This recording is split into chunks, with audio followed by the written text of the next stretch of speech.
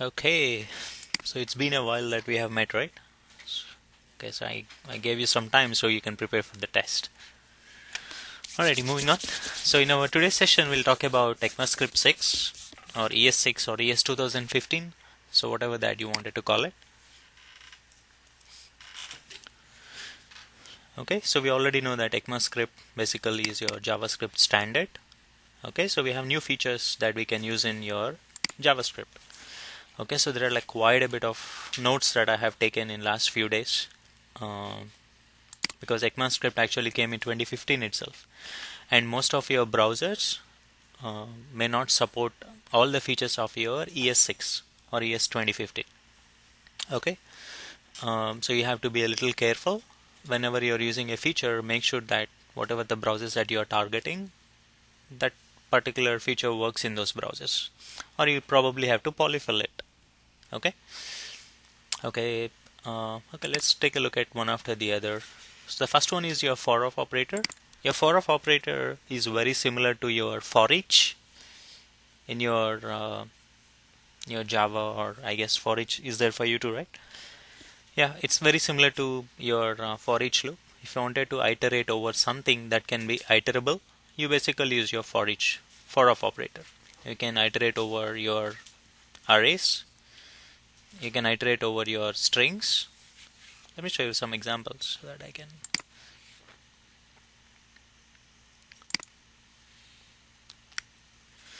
Yeah, I created various examples. So here is an example. So we have your array of colors. So you already know how to define an array, right? You basically use your square brackets to define your array. You wanted to iterate over it using your for of operator. So that's how you do it. You say let's see of colors, and then you say console.log of c. Okay, so you can actually iterate over your string as well. For example, here I have a string hello. So ideally in Java like language you have to convert that to a character array and then have to iterate over character by character. But JavaScript you can iterate when you say s of hello, then your JavaScript knows that okay, this is a string. It will implicitly convert this string to a character array and then it will print out all the characters.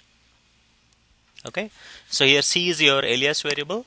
So when it is iterating over, your c points to that particular iterable value. In your first iteration, your C would be red, second iteration C would be green, and third iteration C would be blue. For here, each iteration S points to a character. S points to H, E, L, L, and O. Okay, prints out each character in a string.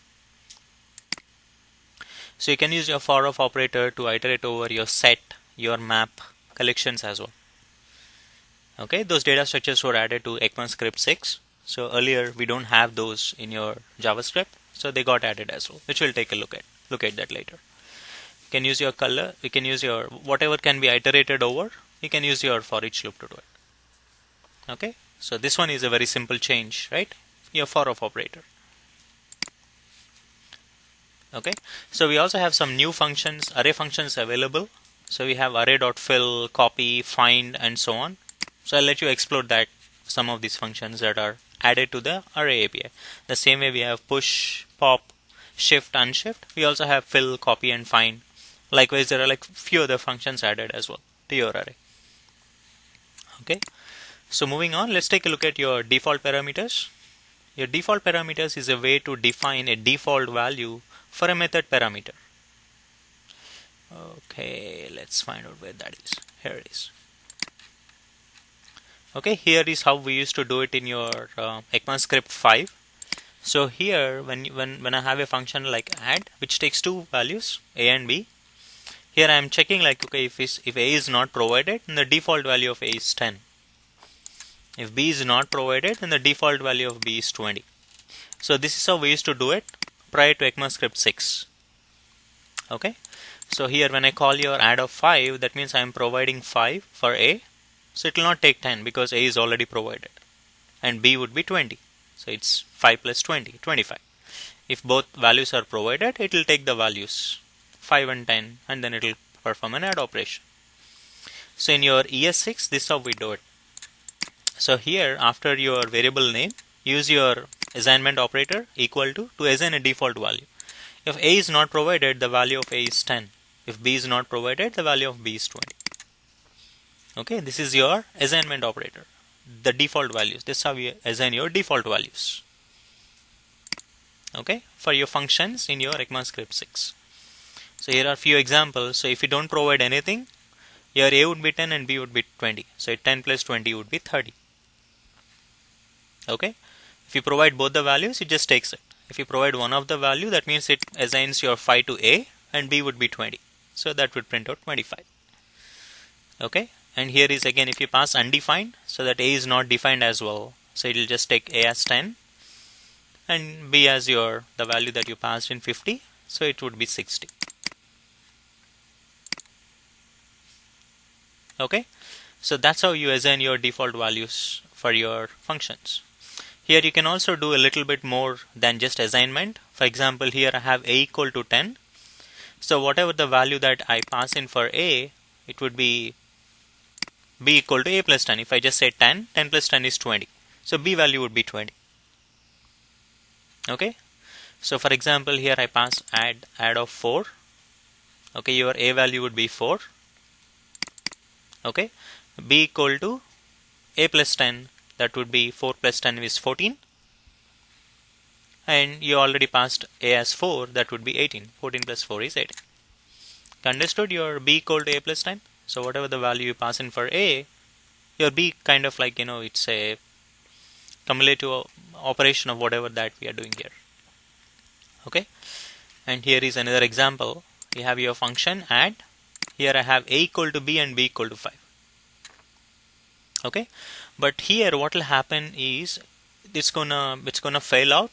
So the reason because when your JavaScript calls this function add, so it's saying A equal to B, but it has to know what B is. So it would not know until it goes here. Visually we can see that okay, B equal to 5. But when your JavaScript runs, so it does not know what B is. So B is undefined. So you're basically trying to assign undefined to A. So it basically errors out that you know what, I don't know what B is. It will give a reference error. B is not defined. But if you see, I can do the other way around. I can use A in my B, but I cannot use B in my A. Understood? Because I can use A here, the reason because by the time your B is set, your A is already set to 10. Your A is already initialized, your JavaScript knows that okay, what A is. Okay? If you pass a value, so let's say if I pass add of 2, so your A value is 2, B value is 5, 5 plus 2 is 7. So because it does not take your default value, because A is already provided a value. Okay, if you don't provide anything, you're going to get an error for A. If you provide a value, it just takes a value that you passed in for A. Because your default assignment does not happen because you already provided a value for A. Understood? So you can also use the variables that are defined outside as well. Not just A. If you have a variable like R equal to 5, you can also use that. B equal to R plus 4. 5 plus 4 is 9.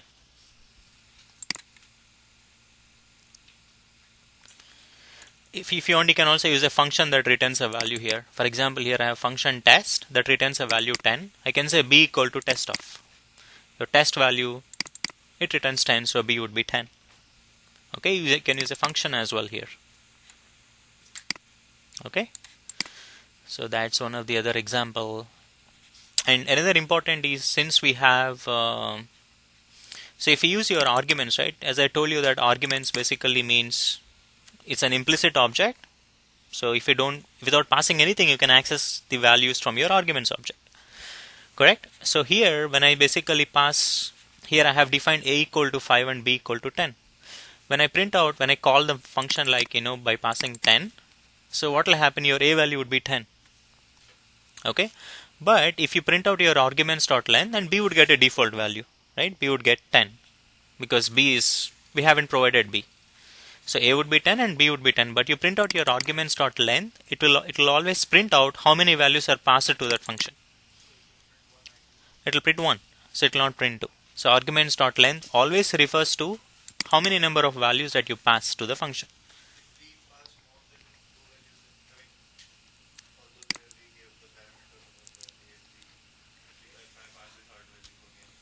If I pass the third value, if I say 10, 20 and 30, so it basically, so it does not have anything to assign to. So it will just take A and B. and your arguments dot length would be 2 because there are only 2 assignment values. Out of these 2 passed in values, only 2 can be assigned.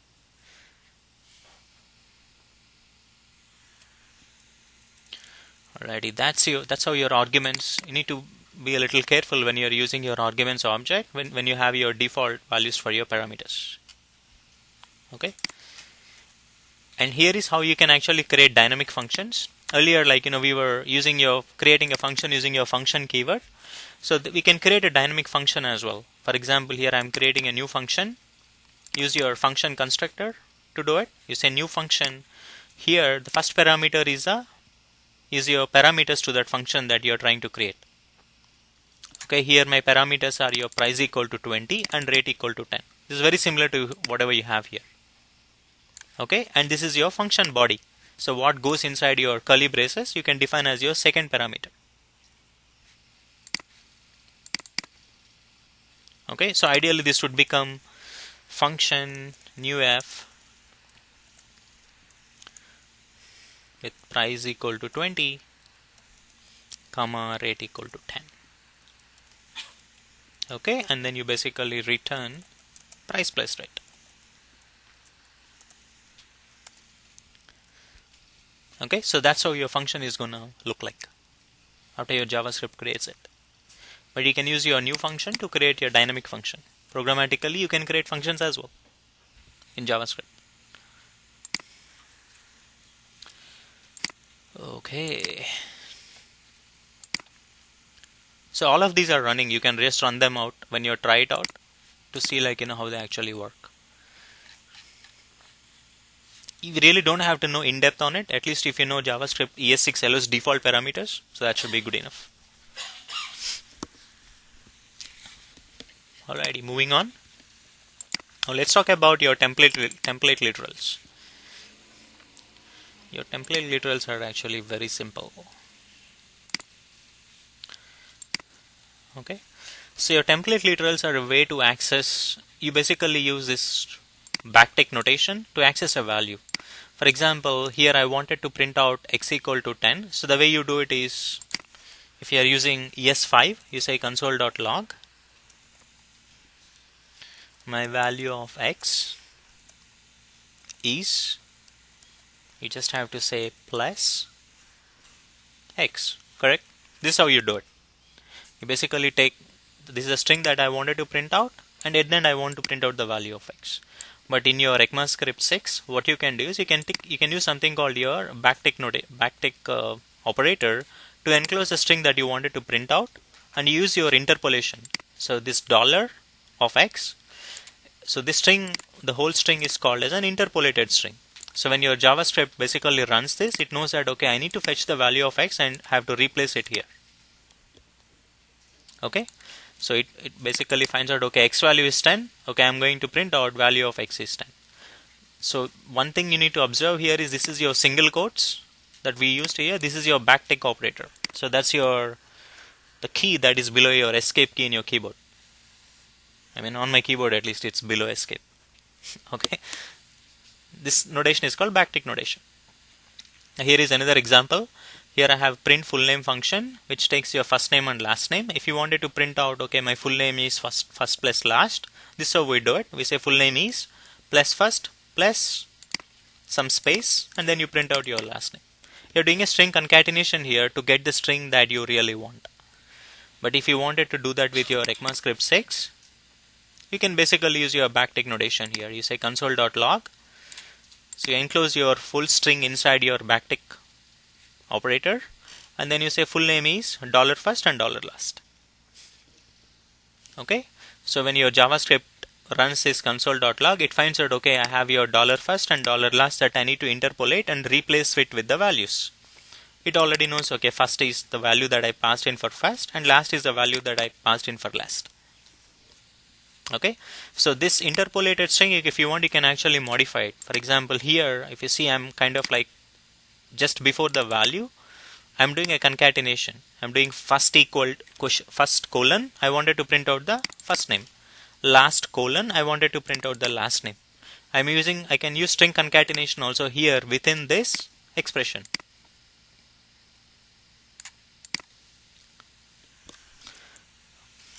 Okay, so let's run that to see the output.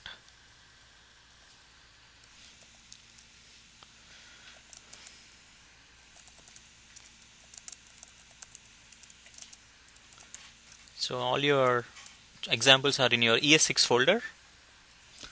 Node template literals. You see it printed out full name is first colon Harry, last colon Potter. Okay, if you see here I got full name is Harry Potter. I got value of x is 10, value of x. So there is a typo there. I10. It should be is.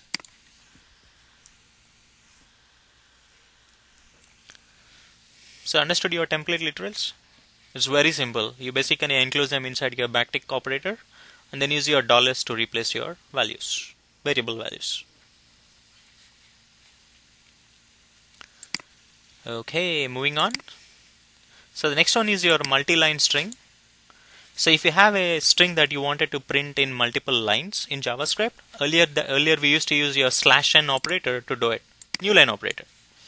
But whereas in ECMAScript ES6, so we have a better way to do it. Multi-line strings.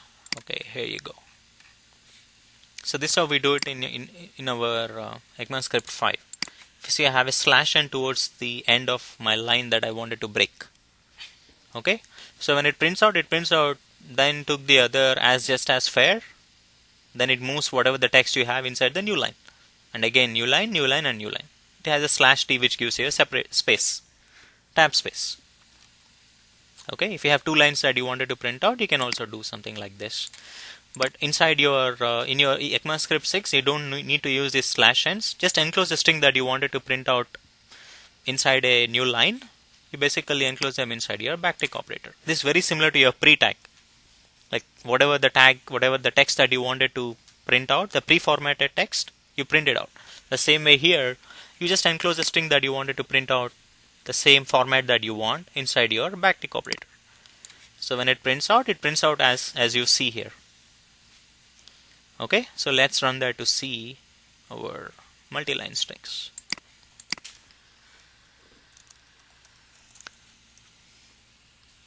Okay, so here if you see, that's how it printed out.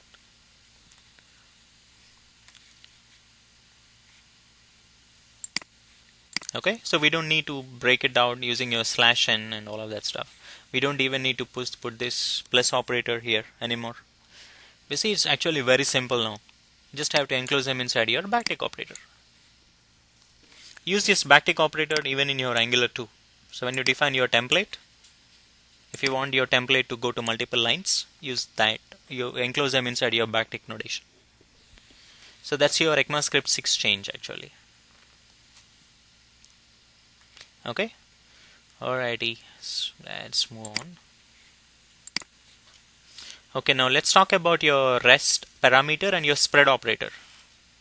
So in your Java, you might have looked at your variable arguments, right? Varargs. Where you use ... and then you specify a variable name where you can pass multiple values to it. It stores them inside an array. The same way, do you have something like that in your .NET 2? Variable args. Okay, so the variable args, let me show you. If I show you, probably you might recollect. So you basically use your 3 dots to define a variable argument, and then you define the name of the variable. So when you define it like this, when I call this method, I can pass 1 value, I can pass 2 values, I can pass 3 values, I can pass 4. How many number of values I wanted to pass, I can pass it. Okay, so it basically stores them inside an array basically. Okay, so here is an example. I'm passing I have triple dot a. I have add of 1, 2, 3. I have 1, 2, 3, 4, 5. If you say I'm passing variable number of arguments, so that's why it's called varargs in Java. Here we basically call it as your REST parameters in your JavaScript. REST params. Okay, REST. Use your triple dot to do it. Okay, you can also use this if you have. So this is one part of it.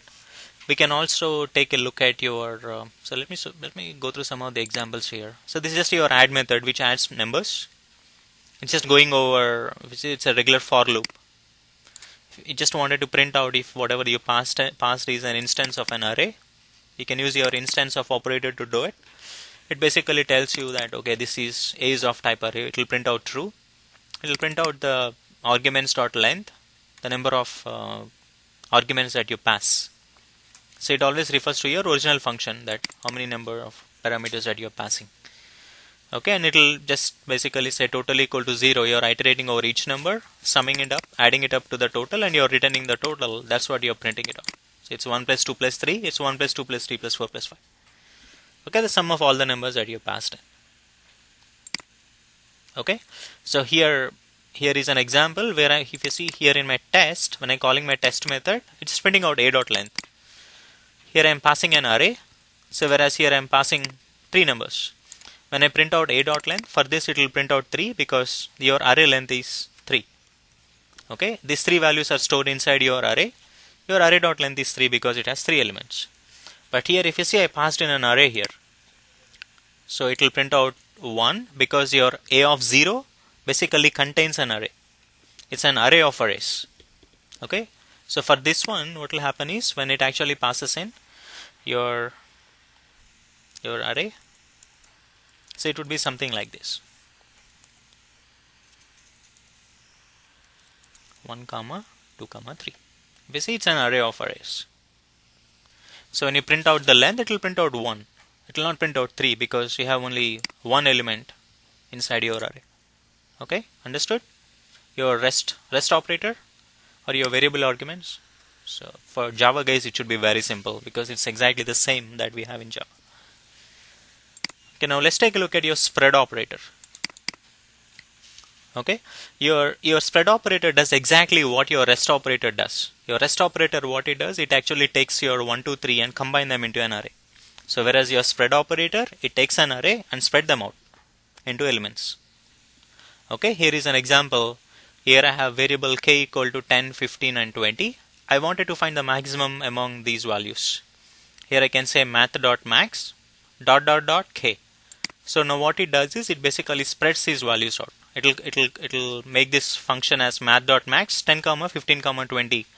Your max function can take any number of values in your JavaScript. Whereas in your Java it takes only 2 values, a and b. But here you can actually take multiple values. Basically it says 10, 15, 20. If you see, we are spreading it out. Okay, that's what we are doing here.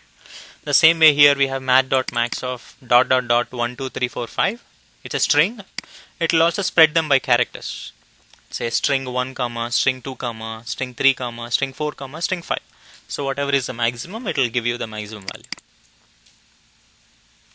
Okay, here is another example where I have variable parameters. Here I have an array. And here I wanted to create another array with whatever the values that I have here. So I'm going to say an array which contains your spread operator. Triple dot params, it will spread out your parameter, your whatever the values you have in your array, it will spread it out. So the output is going to be something like this. An array, you are basically duplicating the array. Okay, that's your spread operator. Here is another example where I have an array of the name other, which already contains 2 values, 1 and 2, and then the rest of the values will come for my params array. You say triple dot params, you're basically telling your JavaScript, spread the array into values. It will have 1, 2, hello, true and 7. Okay, here is another example. If you use a spread operator on a string, it will spread them into characters. A dot BCD, it will change, and then EF, it will convert your array to ABCDF. Okay, so that's how you basically use your spread operator. I gave few more examples here which you can take a look. If you have a string, if you do .str, it will convert them to characters. It will break them down into characters.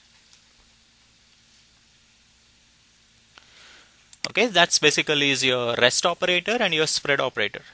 Okay, your rest basically takes multiple values and combine them into an array. So whereas your spread, it takes an array and spread them out. You can spread your strings, you can spread your arrays. When you spread your string, it will convert that string to a character array and then spread that array. Okay, that's your rest operator and your spread operator in your ECMAScript 6. Okay, now let's take a look at your destructuring assignments in your ESX. Destructuring assignments.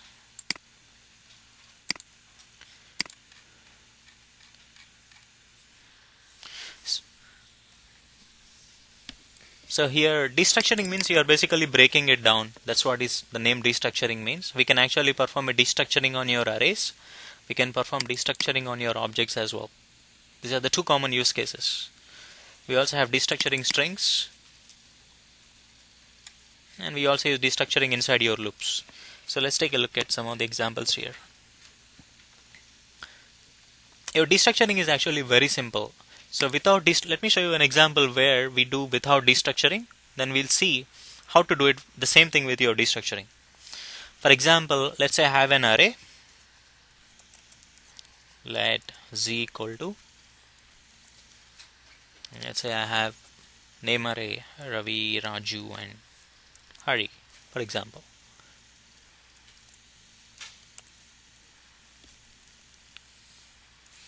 Okay, I wanted to take these values and assign them to variables. So the way you do it, you basically say let r equal to z of 0. Right? So z of 0 means, okay, element at index 0, correct? And let w equal to z of 1. Okay, the same way you do for the other one. So with my destructuring, the way I can do that is I can say let r comma w equal to z. Now what it does is it basically takes, okay, r, it will take the first value inside your z array Ravi and assign that to r automatically. Okay, for w it takes a second value inside your array and then set it up. Instead of we doing it in multiple lines, we can use your destructuring assignment for your arrays like this. Okay, so here is an example where I have three variables a, b and c, but I have only two values inside my array. So your a would get Dan, b would get Marcel, c would be undefined because you don't have a value. Okay, but if you have multiple values, so for example here I have an array which contains 3 elements, and I wanted to assign my variable d with the first value and variable e with the last value. So what you can do is you can just leave the space here. So in between your commas you can say that you can just leave it out. So that way your d gets the first value and your e gets the third value. Because if you don't have your space here, then what will happen? Your e would get 20. So instead of that, you basically add a comma. So then your d would get the first value and your e would get the third value. Okay, so we can also use your rest parameters inside your destructuring. So here I have f dot dot dot remaining. So your f basically will get the first value. Your remaining would get the rest of your values, which is an array basically 20, 30, 40. Okay, so we can also set the defaults as well. We can say x, y, z equal to 10 equal to 5, 6. So x value would be 5, y value would be 6 and z value would be 10. Okay, so we can also use nested arrays. For example, on the right hand side, if you have a nested array and if I have something like this, I have mno 1 comma, if you say I have an array here, okay, an array within an array, my m value would be 1, n value would be assigned to your 2, 3 because it's an array, and your o would be undefined because it does not have anything to assign to. Okay, but if you want your n to get 2 and if you want your o to get 3, you can actually enclose them inside your square brackets. So that way it knows that, okay, I need to map my q to 2 and r to 3.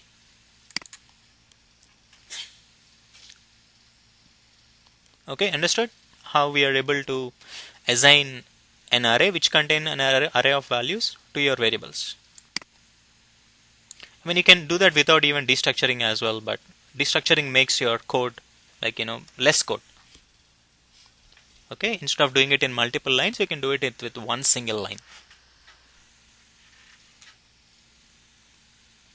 Okay, understood your destructuring arrays? It's not that difficult. I mean, if you just remember this example, the first one, it's pretty much very easy to understand the rest of your. The others are a little bit of different varieties basically. Okay, the next one is your destructuring objects. Your destructuring objects is very similar to your arrays. So here I have an employee object which contains my first name as Ravi, last name as Mike, and company is JNID. Now if I wanted to take these values and assign that to my variables, this is how I do it.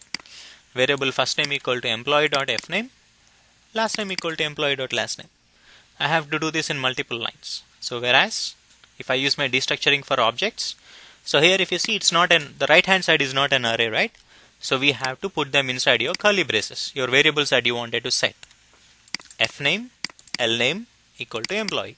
So the way it knows that, okay, it needs to get your fname, because here you have to have the same property name, fname and lname. Okay, if you wanted to have a different property name for your variable, you can also do that. So here is another example where I said, like, take my fname value from my employee and set it to my fname. Take my lname property from my employee and set it to my lname. So if you print out your my fname and my lname, it will print out your employee first name and employee last name values. For your object destructuring, you have to use your curly braces. So if you wanted to use the same property as your objects, you can directly define the property names here. But if you wanted to have a different property name than whatever you have in your object, you define the property name of your employee colon your own variable name. Property name of your employee colon your own variable name equal to employee. So it will go to your employee object, take the first name property value and set it to my fname. It will go to your employee, find the last name property and set it to my lname. Okay, so here is a little bit more advanced example where if you see I define my variables beforehand. Let my fname comma my lname.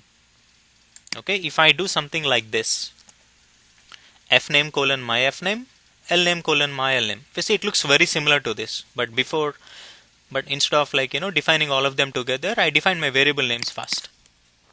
Okay, when you run this code, this won't work.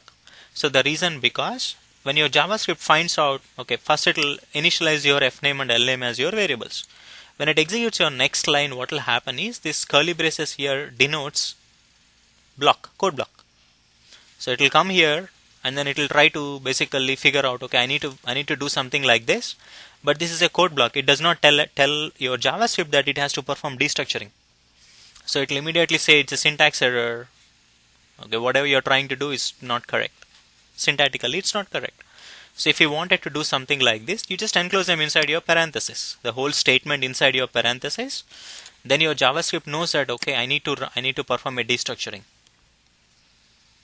Okay, so whenever you have your variable names defined beforehand, make sure that you enclose your destructuring statement inside your parenthesis. Then your destructuring happens fine. Okay, that's your destructuring objects. Destructuring arrays and objects are the widely used ones. You'll use them pretty often. Okay, and then you have your destructuring strings.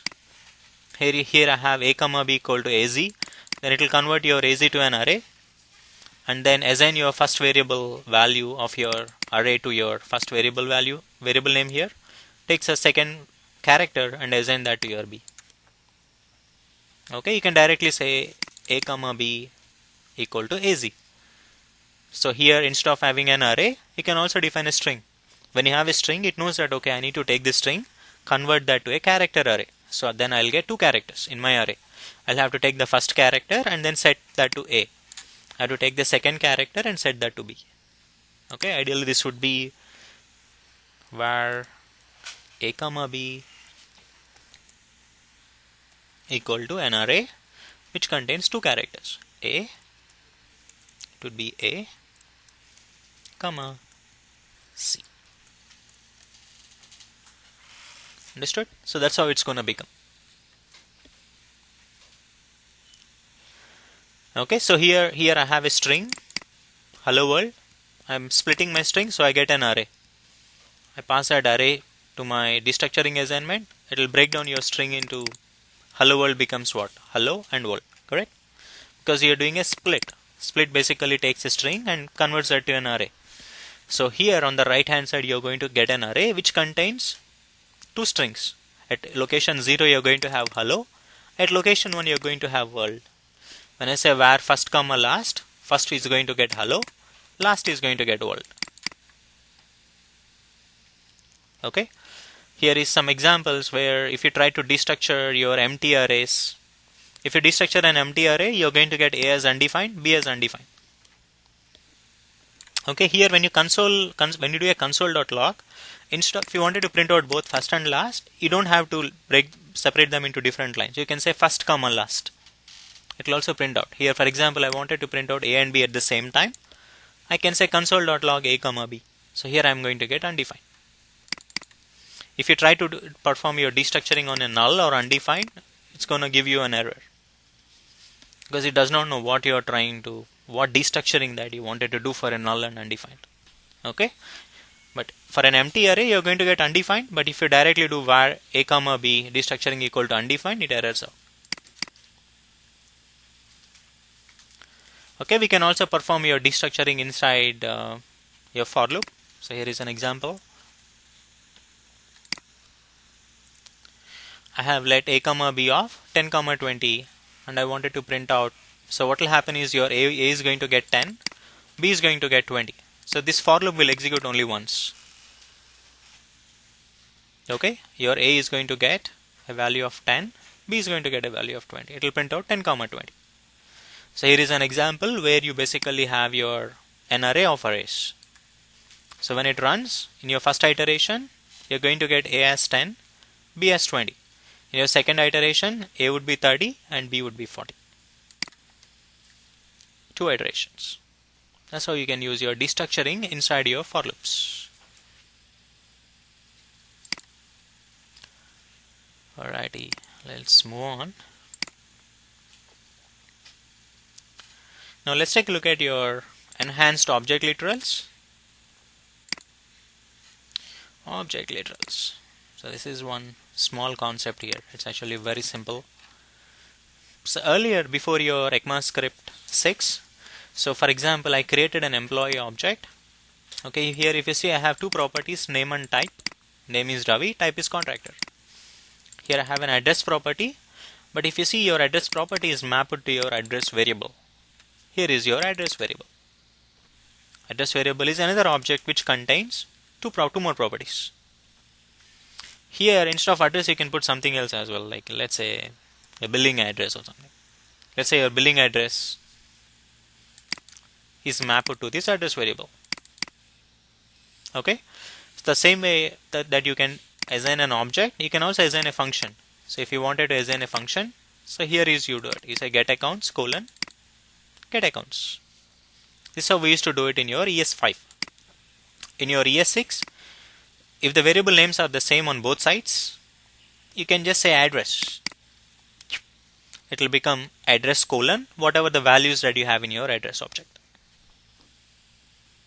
Okay, instead of saying address : address, earlier it was address : address here, right? So you can directly do address. If you see, I said get accounts : get accounts, I can directly do get accounts. It basically reduces the redundancy, that's it. These are the two. Okay, and here is again, I have first name here that I wanted to use. Variable first name equal to Modi. I wanted to just use the first name property. First name. When you print out your employee ES6, it will print out first name : the value of the first name, Modi. Okay, get accounts is a function that we already talked about. Here is how you can create your dynamic keys. If you wanted to create a dynamic key based upon a property, here what I'm doing is I'm basically opening my curly square brackets here, and I'm saying, okay, take the property of my city and append that to _active and set the value to true. Your address.city is Louisville. So it will become Louisville _active, value is true. If you see, I created a dynamic key. Okay, the key is not hard coded, it's basically a derived key from a variable.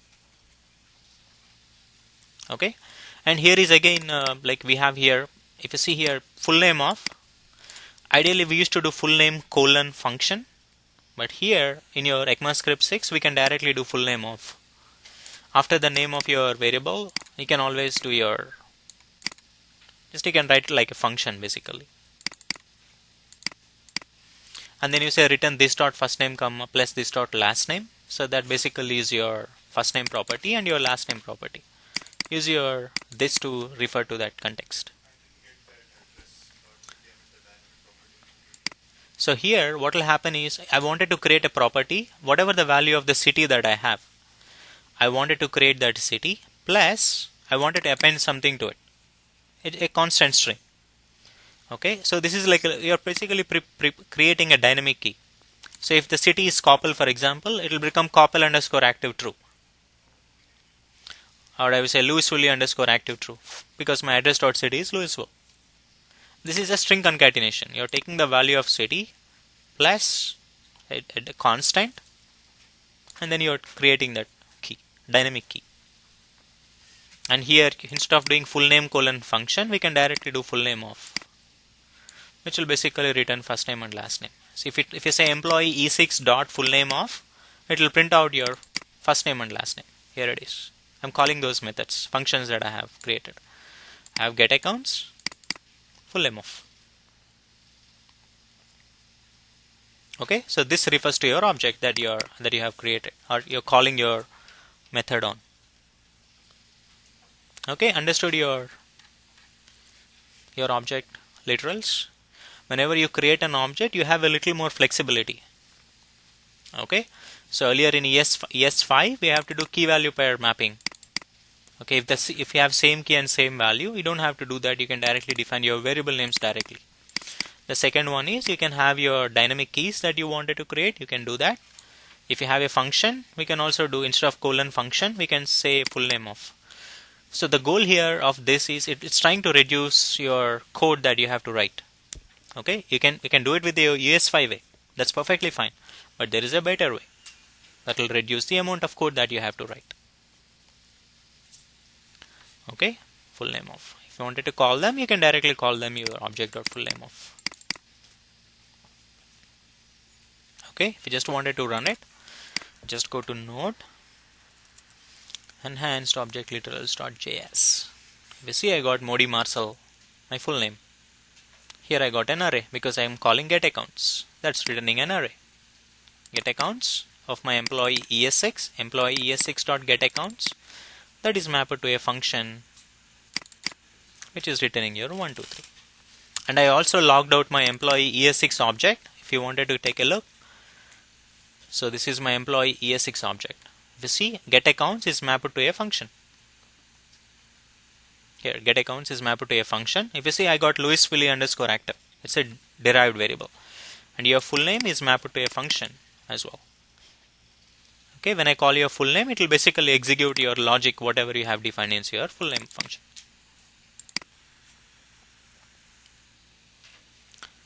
Okay, so that's basically is your enhanced object literals. I'm going to cover one more topic and we'll stop there. Okay, so let's take a look at your block level scope with your let and const keywords. This is a simple one. We have already taken a look at your let keyword a little bit. Let's talk a little bit more about it. Blockscope.js, that basically has it. See, the first one is constant. Your constant is actually very simple. You say const. This is your static final variables that you create in your Java, right? You create your variable and you don't modify it. That's your const. You define your const using your const keyword, the name of the key and the value. Okay, so here I just have created a small note that any language that you take, whenever you have a constant, we just basically write the variable name with uppercase. So that's just a convention. You can write lowercase too, but that's a convention that we follow. Whenever they see something like uppercase, so they know that it's a constant.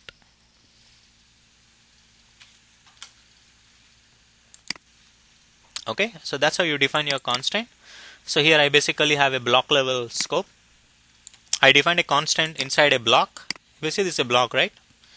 So if I wanted to try to access it, I'll not be able to access it because it's defined within the block. And the same way here, your const basically have a block level scope here is a very good example where your var does not have a block level scope. Here I have a variable, a function name is es5, which takes a variable name a. If a is greater than 10, I define my variable b equal to 20. So if you see, this is a block, right? Here you have a block. I can access my b outside my if condition. If I print out b, if the value of b is set, it will print out the value of b. Okay, if your if condition is not executed, it will print out b as undefined, because your b is not getting set to anything. It will throw a reference error. If you don't want your b to be outside the scope of your parenthesis or a block, you define that using your let keyword. Okay, you say let b equal to 20. So this b cannot be accessed outside. Okay, if you try to do console.log of b, it will say I don't know what b is. Okay, you define your block level scope using your let keyword. Okay, your const also has a block level scope, so you cannot access it outside by default. And if you try to reassign a constant, you're going to get an error as well. In any programming language, if you try to reassign a value of a constant, you're going to get a value error.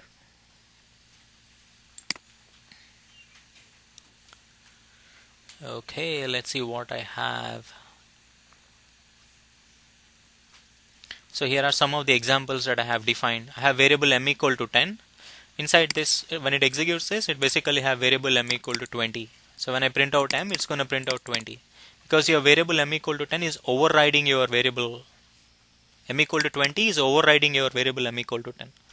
This is very similar to defining variable m equal to 10, variable m equal to 20. So it will obviously take your m equal to 20. Okay, but here I just defined it inside a block. If I print out m, I'm going to get 20. I have the same one with my let keyword. Let n equal to 10, let n equal to 20. The scope of your let is only within that block. If I print out n, I'm going to get 10. Okay, here is an example where I have a function test. I wanted to print out my product ID. Product ID inside the function, the value of the product ID. Here I'm setting my product ID equal to 20. Okay, and then I define my let product ID equal to 10, and I'm calling my test function. So when you call your test function, what happens? Your let product ID equal to 10, you have your test of, it will execute your test of, and it basically prints out product ID inside the function is whatever the value that the product ID is set to. Here we have let product ID equal to 10, right? Already product ID is set to 10. So when it runs this function, it will print out 10, and after that your product ID is set to 20. And when you print out your product ID, it basically prints out 20. Because you are changing your product ID value. Okay, but if I take this test of function from here and move it right here before my let keyword, so my test of function will get executed fast. When it prints out your product ID, it does not know what product ID is. It will throw you a reference error. You're trying to use product ID, but you haven't defined it yet. Okay, I gave some notes also here. You can just refer to it. And here is another example where here I have an array. In this array, I'm not, instead of storing my variables, I'm going to store functions. Okay, update functions dot push. I'm pushing a function that actually returns the value of I. If you see, this is inside an array, inside a for loop, where I equal to 0, I less than 10, I plus plus. Update functions dot push. So how many elements you will have inside your update function? It will have 10 functions, correct? Starting from 0 to 9. Each function here is returning the value of I. So if you use your var keyword, so when it executes this function basically have a closure on your I value. Okay, when it prints out, when you execute your update functions of 0, that will return a function, and you're calling the function using your parenthesis. So when it runs, it will print out the value of I. The I value would not be 0, it would be 10. Or it would be 11, because I value is changed, right? 11 less than 10, your loop would break. Not 10, right? 10 less than 10, loop would break. So the value of 0 here would be 10. But if you want your I to have a block level scope, instead of defining your var, you just change it to let. Then what it does is your JavaScript knows that, okay, I need to create a block level scope for this function. So your I will have a closure on the block level scope. So this function will have a closure on its own copy of I. Okay, understood? This is very similar to the set time mode function that I showed you inside a for loop. After the for loop is done, when you execute your set time of function, it will basically have the ending value of your I value. It does not pick up the I value in the loop. Okay, the same way here, but if you change that to let, it will pick it up, because your JavaScript knows that, okay, let here means it's block level scope. This function should have the block level scope of I. Your JavaScript knows it, and then would basically create a closure on your I variable with the block level, so that when you print out your update functions of 0, it will print out your value as 0, because your I value is 0 when you pushed your first function to your update functions array.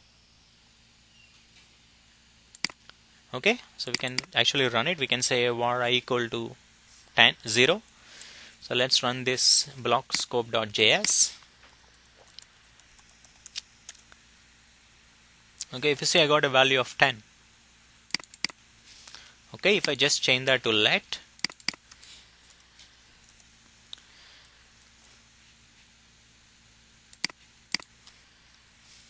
node busy, I got 0. If you wanted to access your second function, for example, like let's say 9 function, you can say update functions of 9 off, and you run it, and you can see the value of 9. So when it becomes 10, it basically breaks your for loop. Understood your let and your difference between your let and var? Okay, you have your let, var, and const. Const is your constant. That's very simple. Your let and var. Let basically creates a block level scope.